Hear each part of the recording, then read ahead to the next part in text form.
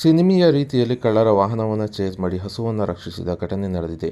ಇನ್ನು ಗೋಪನಹಳ್ಳಿ ಗ್ರಾಮದ ಬಳಿ ಈ ಒಂದು ಘಟನೆ ನಡೆದಿದ್ದು, ತಾಲೂಕಿನ ಹೊಟ್ಟಪ್ಪನಹಳ್ಳಿಯ ನಂದಾಪುರ ಗ್ರಾಮದ ರೈತ ನಾಗರಾಜ್ ಅವರ ಹಸುವನ್ನು ಕಳ್ಳರು ಅಶೋಕ ಲೈಲ್ಯಾಂಡ್ ವಾಹನದಲ್ಲಿ ಕದ್ದು ಪರಾರಿಯಾಗಲು ಯತ್ನಿಸಿದ್ದರು. ಈ ವೇಳೆ ನಾಗರಾಜ್ ಅವರ ಸಮಯ ಪ್ರಜ್ಞೆಯಿಂದ ಹಸುವನ್ನು ಕದ್ದು ಪರಾರಿಯಾಗುತ್ತಿದ್ದ ವಾಹನವನ್ನು ಹಿಂಬಾಲಿಸಿ ತಮ್ಮ ಹಸುವನ್ನು ರಕ್ಷಿಸಿ ಹಸುವನ್ನು ಸಹ ರಕ್ಷಣೆ ಮಾಡಿದ್ದಾರೆ.